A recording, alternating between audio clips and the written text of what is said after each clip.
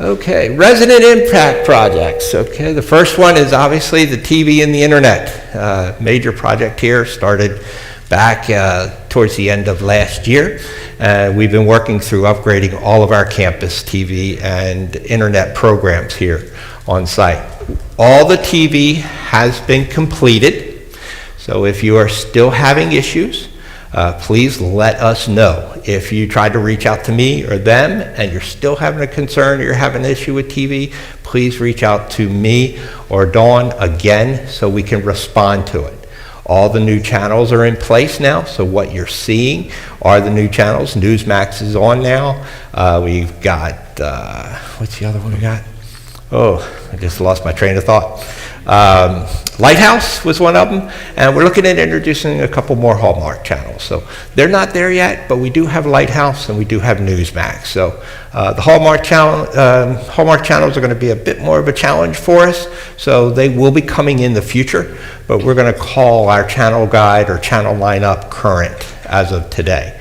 So what we are doing is we are working on getting the channel lineup together for you so we can get it out to you. So that's what will happen. You'll see that here next week. You're going to get your channel lineups in your mailboxes, and then we're going to create a survey which will follow right behind it. We already have it. We're ready to go with it. Give you some time to look at the lineup, understand what's out there, because you're probably looking at only certain channels within your programming.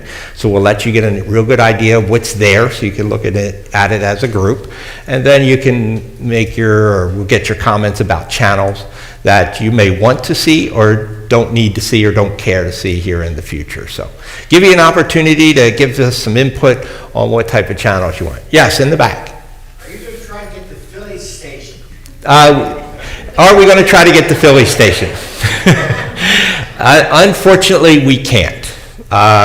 Comcast has that locked up out of Philadelphia, and we use a Dish network here, DirecTV and Dish, to support our channel. So good try. Unfortunately, I can't get the Philly stations. So, any questions about that on the TV side? Internet. We're still upgrading our internet system. We've taken care of the head end, so it's all done. It's completed. Now we're going out to the individual units and upgrading there as we get the calls in. So we are in your buildings, we are in your areas, and we are putting filters on, and we were updating the systems out in the field now. I think today they were working on the Wheaton building, and we're moving through. So we can see everybody's signal on the campus. So we are trying to identify the areas that have the worst problems, and we're going out and changing splitters, putting in filters, things we need to do to support the internet program. So that's probably going to be about another week and a half of working through that. We have an outside contractor that's here working with us on this to get our physical plant all current to support the new internet system. So we're still in a little bit of a curve there. But it is on the horizon. We are on the horizon of that project. So you should see everything start to clear up. What we're currently having with the internet system, we're having drop-offs. What happens if we get a lot of load or a lot of demand, it will start dropping off modems, individual modems. And then they'll come back on as soon as that load has changed. That's not the real world. That's not the way it should be for you as a customer, but it's where we're at right now. So we're actively working on that. So hopefully we'll have that all resolved here in the next week and a half, and we'll have all of our outside and all the field work done, and everything will be current. Any questions about internet? Okay, excellent. Okay, the chapel door improvements. That's something that has been a concern for many, many years, that the doors were so loud. So if there's an event going on, someone looks inside, tries to access the chapel, makes a lot of noise. It's very, very distracting when there's a service or a program going on. What we are doing here is we are taking off all the actuators on these doors, and we're putting on mag locks. So we'll be able to secure it, we'll be able to maintain the fire needs for the location, so we don't have those actuators that make so much noise. So we're planning on that to happen. My intention originally was to happen in May. I had to shift that a little bit because we have to upgrade our software, and we're in that process right now to support all the new doors that we're going to add to the system. So we might be in May, June, but here by the end of summer, that'll all be completed. So we'll take care of all these noisy doors. Next thing is Verizon. Verizon is currently working on the infrastructure of all of our buildings and the interior of all this building and our apartment buildings. They are probably about 50% of the way through the project. So they should be wrapping up here in the next 3 weeks with that. And what you'll see happen if you out on the campus, you're already familiar with this, you're getting that call from Verizon saying we need to upgrade your lines, we're going to hook you up to fiber, and we're going to bring it to your unit so we can give you a fiber connection to your unit. You have no obligation to buy any of their programming. It's just to maintain your telephone lines. That's what it's there for. So if you have telephone service, it's just to maintain that service. That same thing will be happening here in the buildings within that next 3 to 4 weeks. They will start taking the fiber to the apartments. They are doing some of them as they work through each of the buildings, but that's only because a resident calls in and says they have a problem. Their phone lines aren't working and they need to address it right away, so it's easier to hook it up to the fiber, then they don't have to worry about it. How many residents in here have Verizon phone lines, hard lines? And are you all duplexes? I actually have a question about Sure. that, because ours is independent of the community at all. We've got it. So am I going to get some kind of upgrade as well to different things? Do you have any idea? No, she asked if, she is not on our house system, the system we have here. She has Verizon phone. And she said, is there going to be any other upgrades with the changeovers that they're doing with the fiber? No.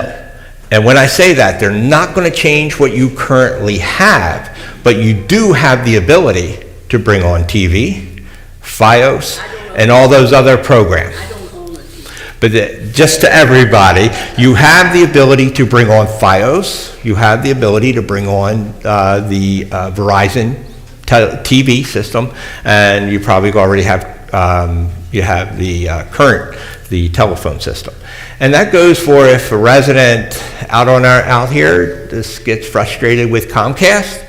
If you call Verizon, you say I want to have Verizon in here now.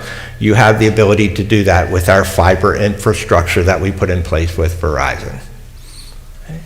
So if you're in the buildings, you will start to get that phone call. They're going to give you a call, or you're going to get a letter, and they're going to say, we need to get into your apartment.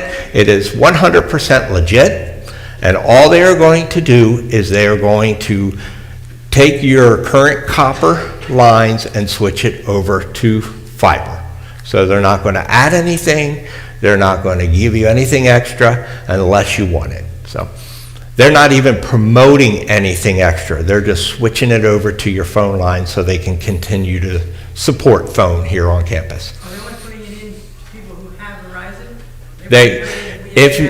Yes, if you had, they're working on all the residents who currently have Verizon, but all the residents who do not have Verizon have the ability to get Verizon. But they won't put it into the apartment unless we ask them to. Unless you ask them to.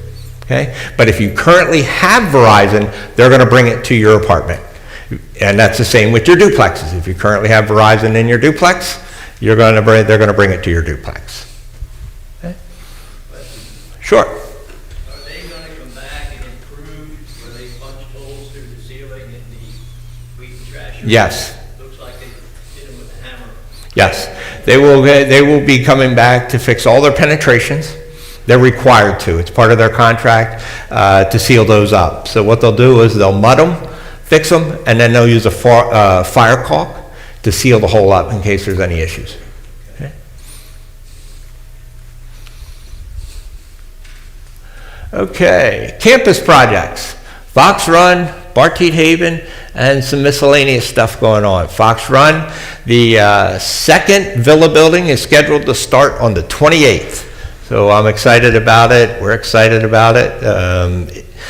we're finally there to get this thing rolling. So the second building will start on the 28th. For those residents who live in Fox Run in the existing Villa building, I'm looking around because I have a couple residents here from that Villa building. We are going to work very, very hard to keep the contractors out of your parking spaces, out of in front of your building, and out of in front of all of the other units that are down there. So I'd encourage you to please give me a call or reach out to Funks if you see them around and let them know if there is an issue.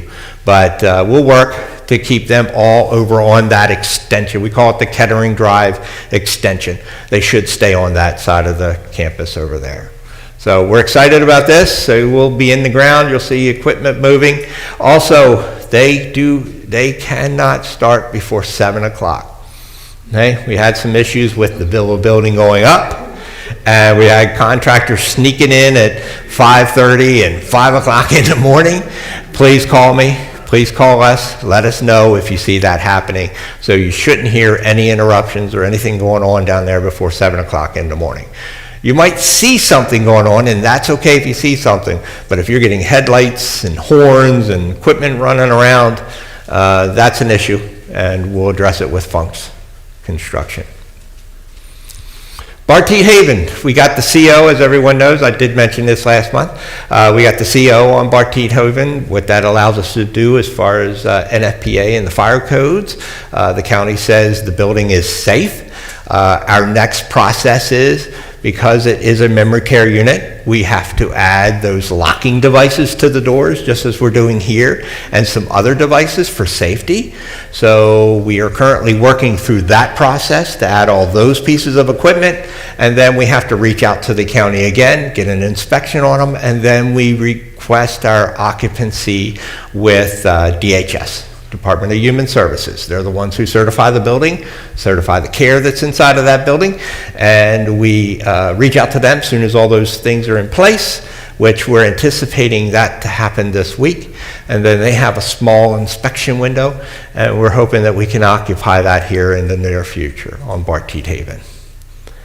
Things are cleaning up around outside. If you've been walking around campus, we're actively now working on the grounds around there. So we're going to be using some sod. And I did get the question earlier about the Villa building, the existing Villa building. We are using sod again down there. So for those residents that are down in that area or walk in that area, we're going to have sod in there so we don't have all that mud and all that erosion happening. And we're doing the same thing around Barteed Haven.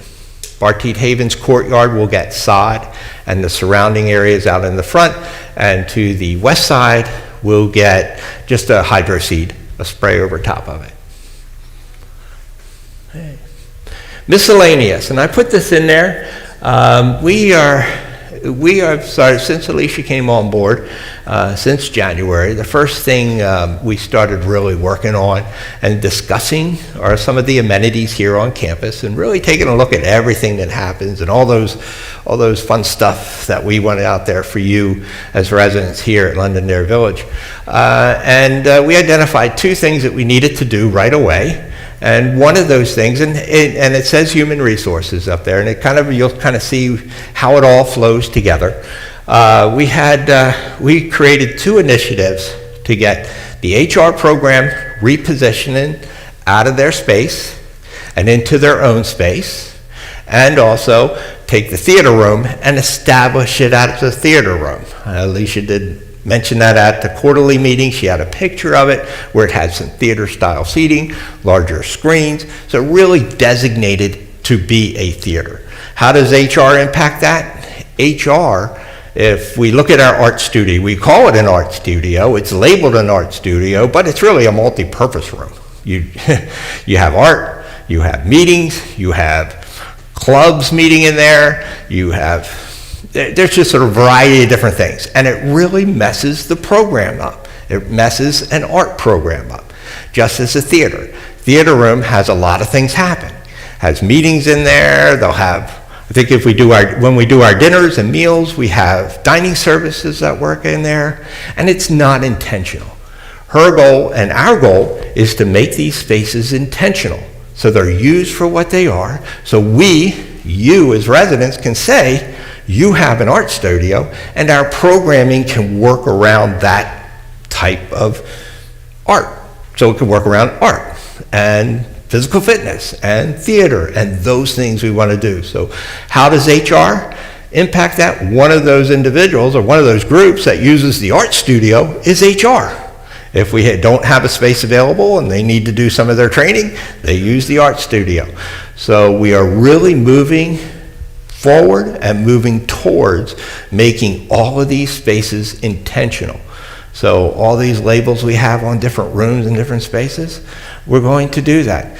Keeping in mind, and we realize that some of these multi-purpose spaces are used for other things. We are looking at how to meet those needs, and I guarantee you we are. One thing that happened recently is that the board members and the board has agreed to meet in the pavilion and not in the boardroom, okay? So there's some meeting space. So we're doing this across the board. HR's coming out, so we're really trying to create an environment so when you do have the yard sale meetings or you have another type of group meeting, you have a space to meet. So the goal is to keep our spaces intentional. If they're meeting spaces, use them for meetings. If they're for programming spaces, keep them for programming. Any questions about that? Any comments? Any thoughts? Okay.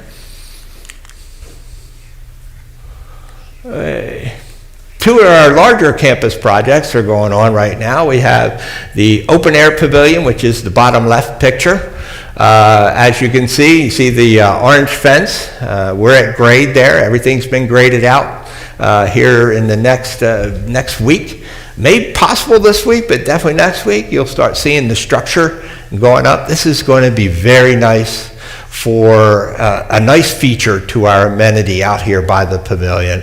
It's going to be open air. It's going to be, if you ever here during COVID when we had the Buddy Society dinners outside, you saw we had that big large tent out there. That tent size, if you were part of that, is the same size as this. Okay, so it is going to be very large. It will be able to do a lot for us for outdoor programming.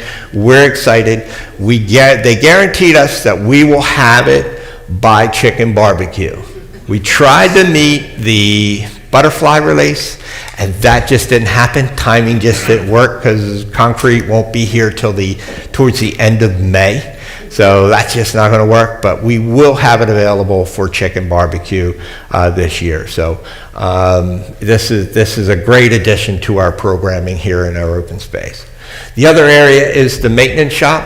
As everyone knows, that's been here a while, the maintenance department has worked out of those 2 garages or 3 garage bays for the amount of time of my life here at Londonderry Village, which is 17 years. They've been in those 3 bays, and when I got here, it was grounds in there also until we built them off-site down here by the barns. So we're excited about bringing them on board, getting their building on. Why am I mentioning that? That is going to impact the parking in front of the pavilions. So I do want to announce and encourage residents and family members of the residents and staff that front side, the facing side of the pavilion, the Stoneback Pavilion, it is hashed off. We need to minimize and not have any parking there. And the reason for that is we've now reduced the amount of space the trucks have to move into our loading dock. So if you have some programming and you need to offload, that's okay. You can offload your vehicles, you can put it into the pavilion, but I do encourage you to get your car parked as soon as possible. Means we don't have there would not be room for a truck to get around there, and I'd hate to see something happen. Any questions about this? Excellent. Okay, Uniguest. And I think last time at the quarterly I mentioned it as Touchtown. I'm working on getting it out of my head. So if I do reference Touchtown, I am referencing Uniguest. These are just some updates there. This was a slide I had there last month. We are actively pursuing and delegating out tasks for Uniguest. So here in the the month of May, you are going to see a lot of changes to Uniguest come on board and happen. So we're excited about it. We're now getting the programming in place so we can use it properly, make sure the information and content is up to date. We've already assigned out a couple of departments to manage their content, but the most important thing for us and managing Uniguest is putting someone overall responsible for Uniguest. And we're working that out. Once we have that person will monitor content, monitor what's in there, make sure things are current, and if they need to update, they either reach out to the department that's there, or they update that information. So the days of having residents' names in there that are no longer with us, or changes, people moving through our continuum, those things will go away. The one issue that we're currently working on with Uniguest, and you kind of see us working our progress through it, is the actual channel lineup, or channel 3 that you see there where it goes through. It's probably got about 2/3 of your screen. We are working with them to get it sized right for our TV system. So if you recall, it was probably 1/4 of the screen one time, and now we've gone up to half, and now we're at 2/3. So a couple more adjustments and it'll fit our system and work properly. Any questions? Yes? Will Touchdown still exist, or is this Super TV? This is a new name for Touchdown. So it's just Uniguest. So when you look into this is the app you're going to see on the phone, or the icon you're going to see on the phone, on your phone or your computer. It's a new logo for them. So it's the same. They just changed the name. Oh, okay, so you don't have to. You don't have to do anything. You're just going to see a different icon, and you start calling it a different name. Are the passwords and everything the same? Yes. Nothing changed as far as the system itself, just the name. Okay, security and safety. Any questions up until that point before I get into the department? Okay, security structure. This is how we fit out. This is how we keep and keep you safe and secure the campus. We do that. Director of Facilities, he oversees, that's Corey Swinghome, he oversees the whole security department along with some others. We have a security supervisor, Andy. You heard their pager go off, so he's in the back checking on things, and Julia took off. Julia is our daytime full-time officer during the day, and then on weekends you'll see someone, one of our part-time officers on the weekend. But we do have someone here 24/7 on campus to do their best to keep you safe by monitoring activity on campus, by responding to nurse calls, fire alarms, program or systems, and everything that goes on here. One thing I do want to bring up, and I don't have a slide for it, we just had this created for the officers so they could understand what they're doing. So if anybody would like to see this, I will have it up front, but this is the 22, 23, and 24 year for incidents. Okay, and there's a variety of different incidents that happened on campus. And to date, not to date, but 2024, we had 1,778 incidents occur here on campus. So quite a few. But they are a variety. Like I said, sorry I don't have it as a slide, but please come up and look at it when you're done, and I'll read through them. I mean, we have accidental pendant. Someone accidentally hits their pendants. We consider that an incident. If they're responding to it, that's an incident. So we capture them, assist the EMS, fall victims, lockouts, maintenance emergencies, maintenance non-emergencies, nursing assistance. So if nursing gets a call via the phone, we assist them. We're the first responders, so we assist them and everything. Public service, fire alarms, assist the police, deceased DOAs. They're the ones we don't like to, but we do have those. smoke alarms, welfare checks, suspicious persons, suspicious vehicles, unlocked doors, trespassing, weather alerts, sick persons, wandering persons, thefts, resident family assist, property damage, noise complaints, emergency pull stations, elevator rescues, medical emergencies, and vehicle accidents. So 2022, we had 0 vehicle accidents. 2023, we had 0. And 2024, we had 3. So I don't know what the rise was, but we had a couple vehicle accidents in 2023. But you can see they're very, I mean, this gives you a real good idea of what they do here on campus to support you and keep all of you safe here at Londonderry Village. So please feel free to come up and look at this. We just had that created. Okay, during the day, we have the supervisor. Andy's back now. He just jumped on I think everyone knows Andy Baca. He is very visible. He gets to know, and that's what we want here. It's important for people to know who he is and the officers that are here on campus. So we have we have one officer, which was Julia. She had to respond to a call.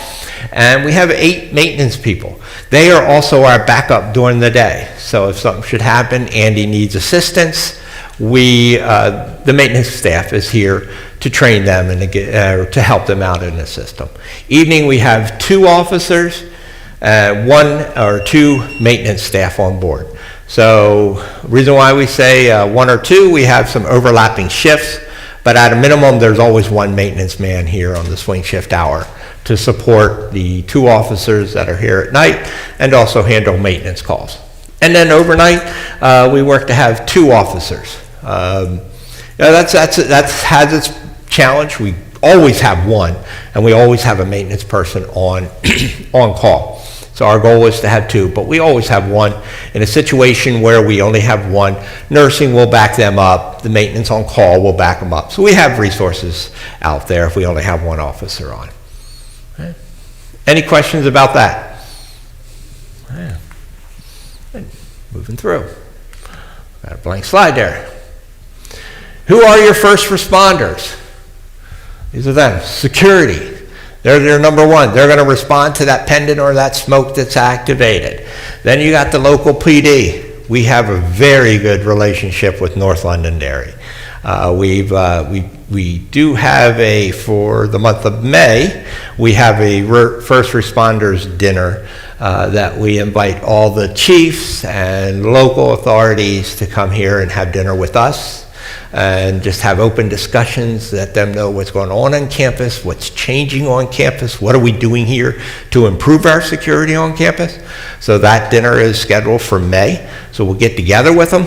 But I can tell you that Andy is very active with the local EMA and also the local police chief. So he has a really good working relationship with them, so they always work with us. We have the Keystone Healthcare Coalition. That's a coalition with South Central Pennsylvania that brings all of our campuses together. And COVID being an exception because it was so widespread. But if we had an issue on this campus that we had a major power failure, and I'm going to go to the skilled care and personal care level.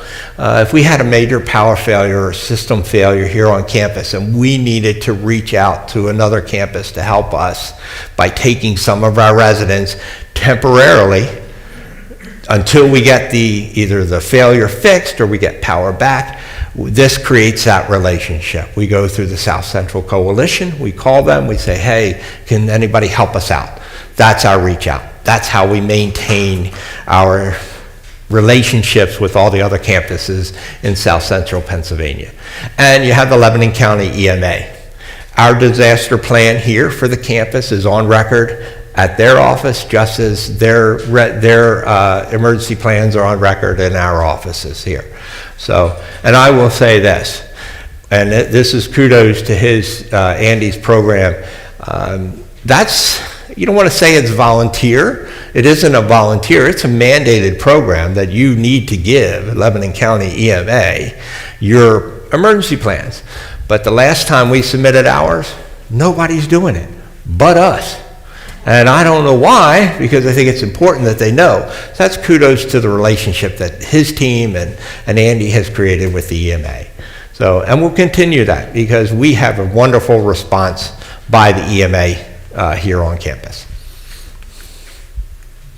Hey.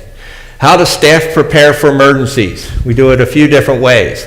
We do an exercise. We exercise our plans. You see that Andy does his town halls. He goes up and meets. He has his building evacuation drills. We also do staff training. We're always doing staff training with fire drills and missing person, and we have those going on all year long. Along with active shooter, we exercise a lot here, which is good. That's what you need to do. Training. As you can see, we have active shooter training, we have fire extinguisher, CPR, AED training, med sled, striker chairs, stop the bleed, and lift training. That's part of the training program that all of our officers go through here on campus. And some of our maintenance staff will go through that also because they are also considered first responders. So it's an extensive program. It's an important program. We've had situations where we've needed to use the AED. 2, 3 times? 7 times. Up to 7 now, unfortunately, but we're up to 7. 7 times. Extinguishers, the med sled and striker chairs. Those are, if you're in any of our apartment buildings, and you will be see them coming into the villa building also. They are units that we put into the stair towers that if we needed to evacuate the building, those residents who cannot handle stairs because, say, a fire alarm goes off, that elevator is going to go to the closest, or the bottom floor. Let me say it this way. If there's a fire on the first floor of an apartment building, the elevator is going to stop on the second because it's not going to dump you off into a fire where an active fire is. So it'll go to second, or it'll go to the bottom floor if it's on the second or third floor. So the striker chairs and the med sleds give us the ability to evacuate the buildings without needing the elevator. So that's there for our use, which we train on, and also for the EMAs. They all have them in their ambulances, and they all train on it and know. So every one of our buildings has one of them, and our villa building down in our new villa building, they're going to get one too. Another thing that the new villa building is getting, and you'll see them in our stair towers, you see all of you see that little chair that's in one of the towers in each one of the buildings. We're also getting an assist chair in our new villa building that is there to assist us when we have either an elevator failure and someone needs to go out, or we have a power failure. It's not really there for emergencies because it's not real fast, but it's there so we can support you if we have an elevator failure or if we have a power failure in the building. So you have that out there. And we have the hazardous vulnerability assessment. We do that on an annual basis. A team of us gets together. We look at every scenario that we feel could happen on this campus, and we evaluate it, and we come up with a rating, and it gives our top 10 vulnerabilities that we have on campus, and then that's how we focus our training and our programming for security and emergency preparedness. And this is that vulnerability assessment. Over here, it's just showing you all the different topics that we go over. I'm not going to read them all, but the top one there is active shooter, bomb threat, and as you go down, you see hurricane, HVAC failure, IT system failure, missing person. So we take that, and we use this formula to work our way through and rate it. And then when we're all done, it gives us the top 10, which we see over there is the number one hazard here on campus is the inclement weather, and then you have communications failure, then you have IT failure, you have the missing person, you have the HVAC failure, power outage, tornado, gas and emission leak, generator, and hazmat situation. Those are the top 10 that we have here on campus, and then we focus on them. Any questions about that? Anything come to mind? How you see? I think even with staff, this comes to mind. Why isn't active shooter on there? Why isn't it in our top 10? Because we train very hard for active shooter.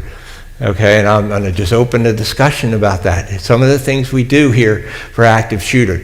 We have the ability to lock this building down with, I call it the God card, We swipe one of those cards, it locks every door on this campus.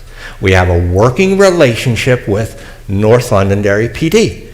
So we have a close relationship to get them here as fast as possible. You have 4 to 7 minutes to get it taken care of if we had that type of situation. We also have the conversation internally between HR, us, and staff and leadership to identify those individuals that could be a concern. What am I going? PFAs, okay, protection orders.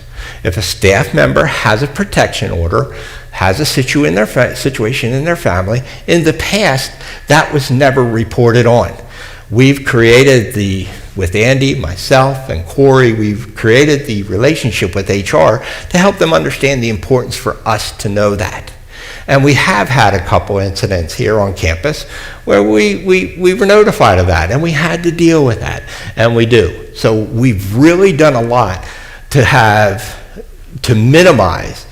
You're not going to eliminate it, but to try to minimize or make our response to an active shooter situation or a violent person situation, the ability to respond to that much better than not doing nothing. We also have an annual speaker that comes in. He comes in and talks about active shooter with all of the staff and how they should respond. Run, hide, fight, you've heard it all. You've probably heard it all those things, those acronyms. So we are very, very active with active shooter and violent person. And we do that all for you here on campus. Yes, ma'am. So if there's like a tornado warning or even an active shooter, how do you notify us? How do we notify you with the tornado warning? The first thing that's going to happen with tornado warnings is your TVs. It's going to be hard for us, let's say 2 o'clock in the morning, we get a tornado warning. It's going to be hard for us, but you should be able to get those alerts, so you should have your phones and you should have your TVs set up so you can get those alerts. They'll come in. That's where you're going to, if we're here during the day, we're going to use our mass communication system to notify you. So that mass communication system isn't manned 24 hours. So tornado comes in at 1, 2 o'clock in the afternoon, there's people here, we hear it come in, we're going to do the mass notification. So that's where I hesitate to say we're going to notify you 24-hour because we can't. We don't have the ability to do that. So I would encourage everyone to have their cell phones set up so they receive those alerts and everything. And Andy, because this has come up onto our top 10, he will be going over how to respond to a tornado or a severe weather event at his town halls that he has and what you should do. Just a quick highlight, move away from windows. That's where you want to be away from if you should get at your stair towers are your safest points. They're all concrete or block, so they're your safest points. But he'll be highlighting that in his town halls. Yes, ma'am. How do you set up your telephone? You said set up your telephone. Yeah, you just want to make sure that you're receiving your emergency alerts How do you do on your phone. We'll have a conversation after the meeting, okay? Because there are steps within your phone to authorize notifications. If you go into your notifications and you bring up your weather app, you can make sure that weather app will notify you.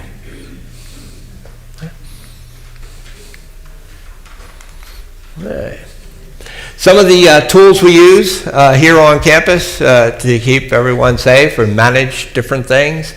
We have a shed full of we have all kinds of equipment to manage traffic control for all the different programs and events we have. And we also have this is the new vehicle. I'm sure everyone's seen it around campus.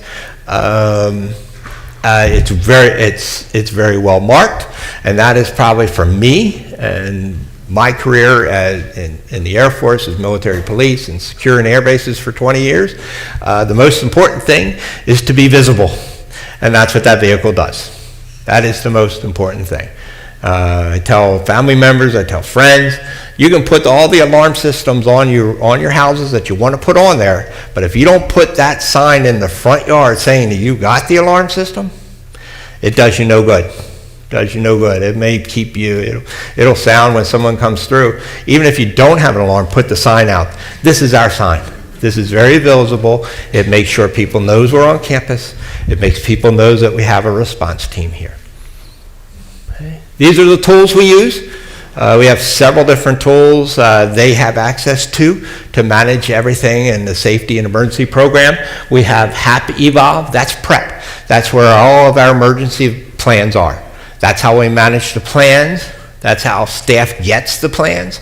So if something happens and they need to know what to do, who to contact, they can open this up and they can go to a contacts information. They can go to how to manage your tornado, severe weather. HAP Evolve does that for us with a PrEP program.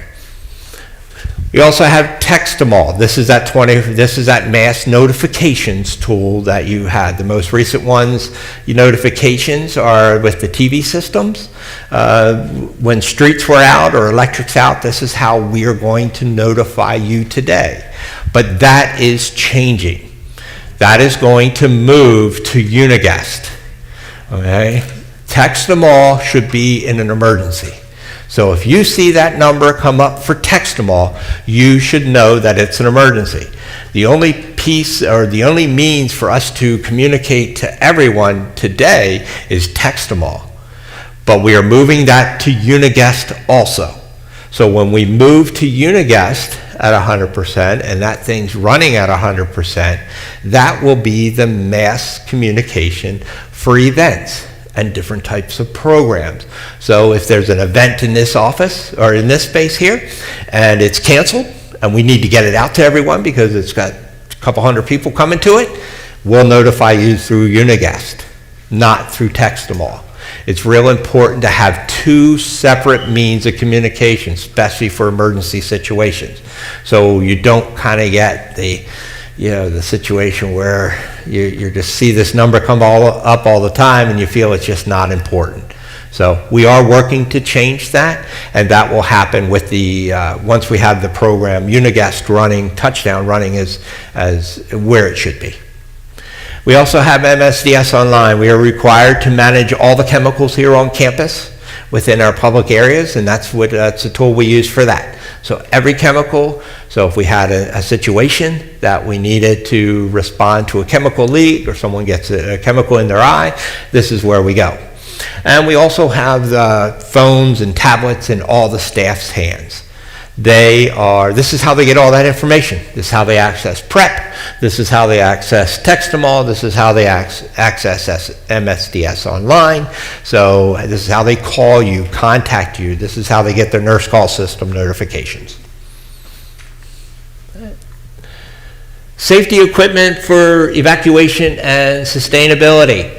Sustainability, emergency drinking water. We have emergency drinking water, access to it here on campus. We have two sources. We have bottled water, which we are required by state to maintain so much water for all of our skilled care and personal care areas, so we maintain it there. We also have a well, which is a wonderful thing to have. We have a well down at the barn that is filtered. It is potable water. We actually use that well to support the bathrooms and the grounds building and everything down there. So we can get water out of that anytime we want. And we also have those other devices that I talked. The green one is your Stryker chair. That's in the stairwells. Villa building will see one coming. Did they got it yet? Did that come in? Yes, they do. Oh, you got it. Okay. The Villa building, they have a med sled. Yep. And a med sled. Great. Super, Andy. Thank you. And AEDs. They're throughout campus also. Where are your emergency locations for generated power and conditioning? Can anybody answer that question for me? We have two locations where we have emergency power and generated and conditioning 24/7 in the event. Ours, yeah, the red, little red outlets, the outlets with the red. The outlets with the red, yes, they'll give you emergency power, but what spaces? Here, correct? That's one. One other one. Stoneback, I heard it. Yep, Stoneback. These are the two areas. The Worship Center and the Stoneback Pavilion are supported. Their air conditioning, that's the hardest thing with buildings, is to support air conditioning with the generator. You just can't do it. It's really hard because it takes a lot of power to run air conditioning. So what we have for this space is we have a hookup right outside here that we can bring a generator in, we can condition this. This is also under 100% emergency power, so we can keep everything running here in this space. Also for the pavilion. So if we, several years prior to me, they had an event where electric was off for a long time, and they did have these two areas set up to support residents because none of the duplexes had power. And I don't know if residents were here for that event. I don't see any of our longer-term residents. They came in here and got soup. They came in here and got warm or cool during the event. This was a key space for the IL community. Now, our skilled care, our personal care areas, they're all 100% supported. So we are required to maintain that there. We have generators set up for them. But these are your two spaces as independent living. Any questions about that? All right. Some refreshers, pendant alarms. Okay, pendants, that little device you wear or hang, yes, she's showing me one, yes.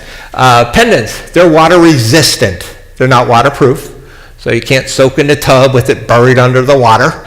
It's not going to do anything. I advise you to set it to the side in case it gets splashed, but you can get a shower. You can take a shower with it. Don't go in the pool. You can shower afterwards if you're not sure, if you're not comfortable going in the showers. You can go in the shower and wear your pendant. Not going to hurt it. We have repeaters throughout the campus that identify the general location of that pendant. And I'll just tell you how that, just to give you a brief overview of how that works. You hit your pendant, that pendant is assigned to your unit. So the first response of the officers is to either go to your unit or call. We try to encourage them to call first, but there's occasions where they're on their patrols and they're right by the unit. They're just a second away and they get the alarm and they just go knock on the door. It takes that time away, even though it could be an accidental pendant. But that's their first response. Then from there, if you're not in the unit, we're going to look at the repeater. We're going to find out what repeater was activated, and then we have a very small radius that we're going to start looking around for that pendant, meaning you, that's attached to that pendant. So we're going to start knocking on doors, or if it was this pendant, we would look in the community center, and we actively find people in that scenario.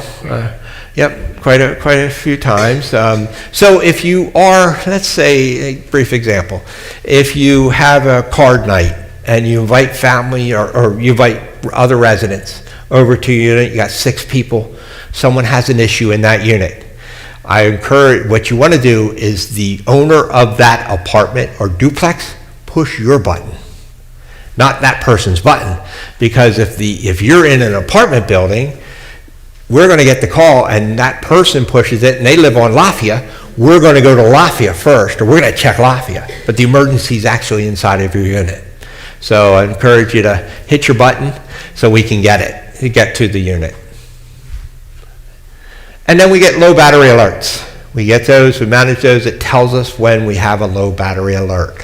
We are in the process of updating and changing out all of our pendants because they are older. So we had an initiative last year, and we're getting ready to start another initiative as we start our annuals that we come visit you to upgrade your pendants and make sure everything's okay. Okay.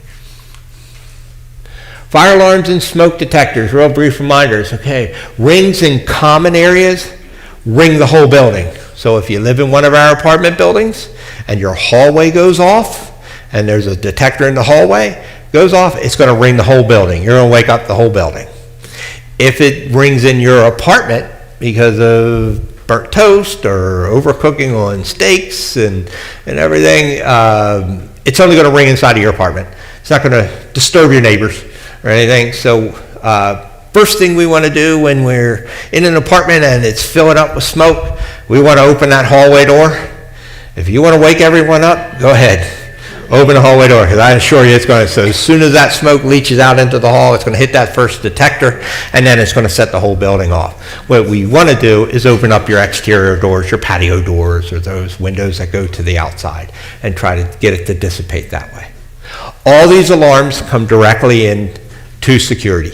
So you heard one go off, their pager went off, they get every single alarm that goes through our fire alarm system and also our nurse call system.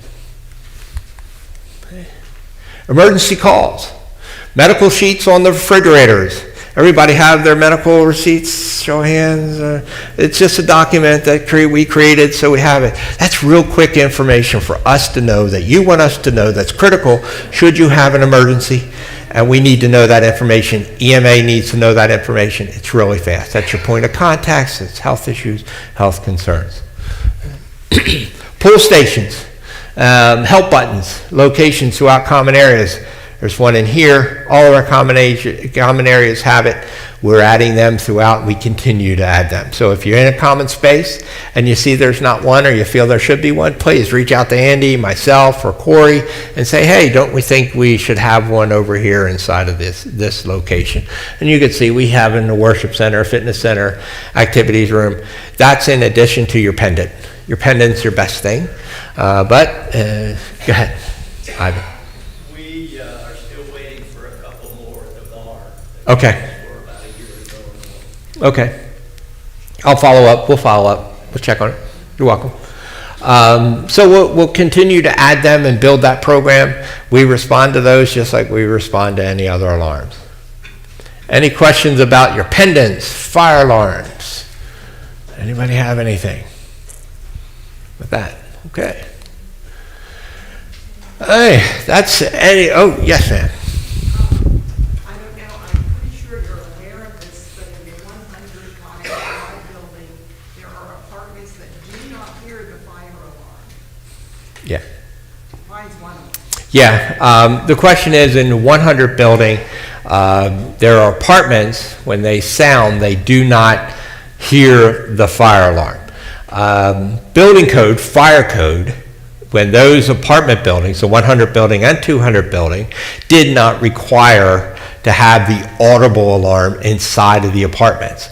The new code does. So your Wheatons in those areas, your Waylands, they're all going to have the Village, they're going to have that alarm that's going to sound very, very loud, especially a common alarm is going to sound. This here is where we depend on our evacuation plan. If we get an alarm in there and it goes off, that's when we're coming through, knocking on doors and getting people out. It's just, there's no way to get. Pardon? If it's really a problem, Francis, mention about the strobe or the vibrating. You can get that. We have the ability to add what we call a bed shaker, and we do have a hearing impaired. We have one or two hearing impaired people on campus that use our bed shaker, and what that does is, if that alarm, your general alarm, goes off inside your apartment, it actually shakes your bed.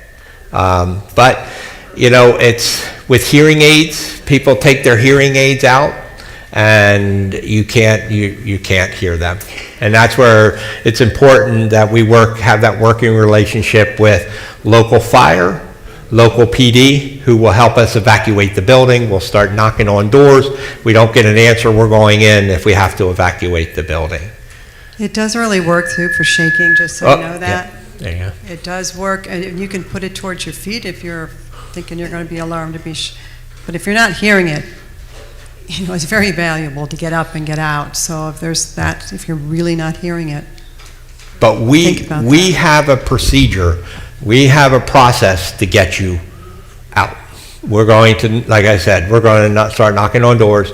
We're going to take the floor that's most impacted, and we're going to work our way down and around. It is not up to a resident to go knock on their neighbor's door. If you hear the alarm and you're in one of our buildings, you go to the stair tower. We're coming. The fire department is coming. We will do the door knocking.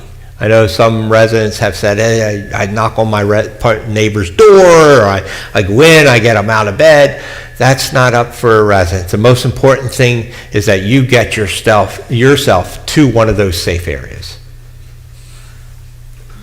Any other questions? All right, timed that well. Okay. Hey, here's what's coming up, and I had these first two topics on this month, but as I started to dig into, fire and emergency preparedness is a lengthy conversation. That's why we do our quarterly. We do every 6 months. We're really considering moving to quarterly on our emergency preparedness for all the residents here on campus, but at minimum, we do every 6 months. We do the town hall, so I knew this would be lengthy, so I am sliding the resident volunteer program into May. So I'll talk about that and how they support us here at Londonderry Village. The chargeable items and new rates, we're still working through those departmentally because there's some things that we are working on that may not be chargeables anymore. So I didn't want to bring that one out yet. We have our standard that you get on every year. You have a sheet that tells everything that we charge for. You should never be blindsided by a charge. Please call us. If something's on your bill that you say, hey, why'd I get charged for that? It is our expectation that a maintenance tech, IT tech, or Dawn or someone has notified you or tells you what any type of charge would be for something, so there shouldn't be anything that you're not aware of. And if there is, please contact us. But we are revising that, so we're looking at all of our programs and if we are charging for things or not charging for things. So I'll have that next month, and as I said, we're going to work to get the business office here to come in and talk to you about their program and how it works here on campus and how they support you from your Medicaid, your Medicare, and your monthly statements and everything like that. So, and that is it. Any questions? Yes, I got one hand. Thank you. I have a question about the cul-de-sac. Mm-hmm. Would there be a sign put up for that no exit, or, because they come flying in there, I think they think they're gonna get out, and they spin around and you go out. Which cul-de-sac? Community court. Oh, community court. Andy and I will take a look at that. Is that what's happening? That they're coming into community court, they're turning off and going in, and then they're zipping around? Okay. And they don't drive slowly. Yeah, that's. Yes.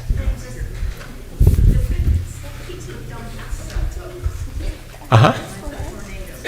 Right.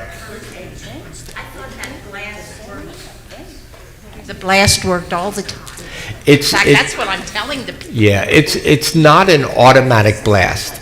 If it was a automatic blast, meaning that something that digitally came through from EMA, emergency services, that blasts out, we could say that it's 24, but it's a manual blast that we have to do.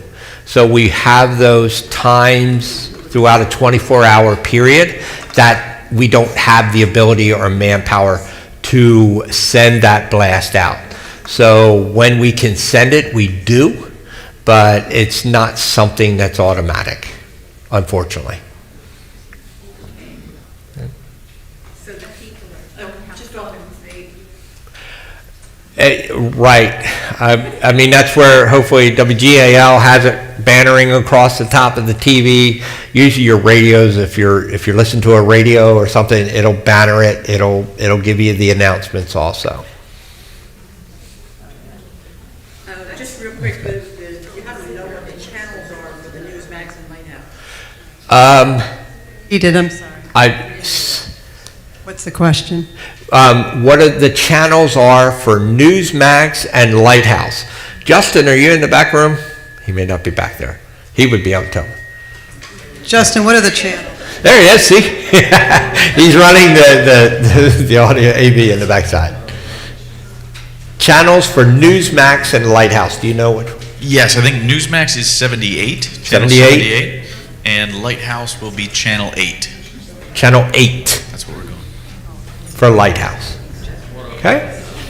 Oh, it's 107 right now, but it's changing to 8, I guess. He's watching it. Yep. Yeah. Yeah, 107. 107. He's watching it right now. but Okay. It might turn to 8, so. Might turn to 8. Yep. As soon as when you get the channel line up 78. here, once you 78 for Newsmax. That's for Max. Once you get your channel line up, which you'll see come into your internal in-house mailboxes, if you don't have our system, we're going to just stuff all the boxes. If you don't have our system, just disregard the channel lineup. Obviously, it doesn't marry with any type of Verizon or Comcast system. So just kind of chuck it away. But we'll get it out into the mailboxes this week to everyone, so you can see that, and then the survey to follow up. Yes, ma'am. You still don't have any idea when Verizon or Comcast will be available for development? I don't. As soon as they're done here, they're moving down, upgrading all of our fiber here, and then they'll move in fiber down there. But I don't have a definite time on that. Comcast is a challenge. So, for the Villa building, those residents who once Comcast, have you contacted Comcast?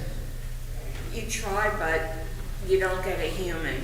You only get somebody who just says. If you in the Villa building, if your intention is to get Comcast, try to work through the prompts, request the order. That is more powerful. You as a resident requesting their service is more powerful than me calling them and saying, I want service to that building. Because they say, oh, we're going to run it, and then nobody's going to take it. So I encourage those residents in the Villa building to make that call, work through the prompts, and get that formal request that you want your apartment activated. Yes, ma'am. Her question about Comcast. Uh-huh. We found that if you go to Hummelstown to the office that's up there, you get things done because there's real people there and they go right on the computer and take care of it. Okay, thank you. The telephone is worth better. There's also, and you know what? I was just at one this morning turning a box in. There's also one over in Lebanon by the Lowe's in the shopping centers where Giant is. There's also one. And there was about 5 people working in the office this morning. Great, thank you. Anything else? One more. Oh. With the pendants, are there any specialized ones that would work for people who may not have the presence of mind to know to hit it if they found something? No. The question is with the pendants, is there a device or unit that would help them? Sorry, I'm squealing here. Would be able to pick an emergency up without pushing the button?